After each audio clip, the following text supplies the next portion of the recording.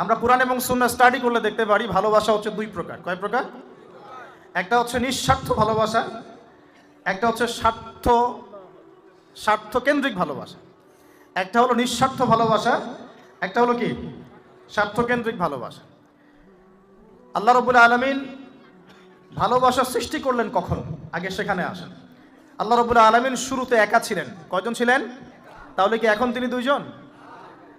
আল্লাহ রাব্বুল আলামিন ছিলেন একা। মনে রাখবেন, কোনো সৃষ্টি একা থাকতে পারে না। আল্লাহ রাব্বুল আলামিন স্রষ্টা, তিনি একা থাকতে পারেন। চিরকুমার সংঘে নাম লেখানো বন্ধ করতে হবে। চিরকুমার সংঘে নাম লেখানো কি করতে হবে? বন্ধ করতে হবে। এখন এই সিলসিলা চলছে দেখি, একা একাই মেয়েরা জীবনযাপন করতে চায়, কোনো কোনো ক্ষেত্রে একা একা ছেলেরা জীবনযাপন করতে চায়। তো এই একাকী মানুষ থাকতে পারে না। সৃষ্টির পক্ষে একা থাকা সম্ভব নয়, স্রষ্টার পক্ষে সম্ভব।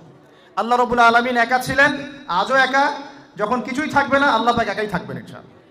আল্লাহ পাক সূরা হাদীদের মধ্যে বলছেন, হুয়াল আউয়ালু ওয়াল আখির, আল্লাহ পাক প্রথম, ওয়াল আখির আল্লাহ পাক শেষ, ওয়া যাহিরু আল্লাহ পাক প্রকাশ্য, ওয়াল বাতিন আল্লাহ পাক গোপন, ওয়া হুয়া বিকুল্লি শাইইন আলিম, আল্লাহ পাক প্রত্যেকটা বিষয় সম্পর্কে সম্যক জ্ঞানী। তাহলে এই আয়াত থেকে বুঝতে পারছি, যখন কিছুই ছিল না আল্লাহ পাক ছিলেন, আবার যখন কিছুই থাকবে না কে থাকবেন? এমন তো আল্লাহ সূরা আর রহমানে বলেছেন, কুল্লু মান আলাইহা, বলেন কুল্লু মান আলাইহা, সবকিছু কি হবে? ফানা হয়ে যাবে। ফানা মানে একদম ধ্বংস হয়ে যাবে। ওয়া ইয়াবকা ওয়াজহু রাব্বিকা যুল জালালি ওয়াল ইকরাম, কি বাকি থাকবে? আল্লাহ রাব্বুল আলামিনের সত্তা বাকি থাকবে। এখন আসুন, এবার আল্লাহ পাক কি করলেন? আল্লাহ রাব্বুল আলামিন সর্বপ্রথম আরশে আজিম সৃষ্টি করেছেন। কি সৃষ্টি করেছেন? আরশে আজিম। এবং আরশটা ছিল পানির উপরে। সূরা হুদের মধ্যে আল্লাহ বলেছেন, কানা আরশুহু আলাল মা, আল্লাহ পাকের আরশটা ছিল পানির উপরে। এখন কোথায় আছে তাহলে? এখনো পানির উপরেই আছে। কোথায় আছে?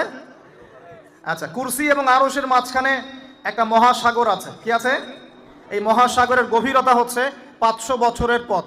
আল্লাহ রাব্বুল আলামিন আরশ সৃষ্টি করার পরে সৃষ্টি করেছেন কলম। কি সৃষ্টি করেছেন? কলম। আল্লাহ পাক বলেছেন কলমকে উকতুব, তুমি লিখো। কলম বলেছে মাযা আকতুব, আমি কি লিখবো? আল্লাহ বলেছেন কিয়ামত পর্যন্ত যা হবে সব লিখে ফেলো। লাউহে মাহফুজের মধ্যে আল্লাহ পাক এই কলমের দ্বারা কিয়ামত পর্যন্ত যা হবে সব লিখে ফেলেছেন। তো প্রিয় যুবক ভাই, চাকরি নিয়ে এত হতাশায় পড়ার কোনো কারণ নাই। রিজিকের সন্ধানে এত হতাশায় পড়ার কোনো কারণ নাই। রিজিক যা আছে তাই পাবেন, আপনার রিজিক লেখা হয়ে গেছে। এরপরে সাউন্ড কমান ডানবাম থেকে। এরপরে মানুষ যখন মায়ের গর্ভে ছিল, বয়স ছিল 4 মাস 10 দিন। কতদিন? 4 মাস 10 দিন। আল্লাহর পক্ষ থেকে ফেরেশতা রূহ নিয়ে এসেছেন। ফেরেশতা বলে কি কিছু আছে? বিশ্বাস করেন? কিন্তু ফেরেশতা তো চোখে দেখা যায় না, তাহলে কেন বিশ্বাস করেন?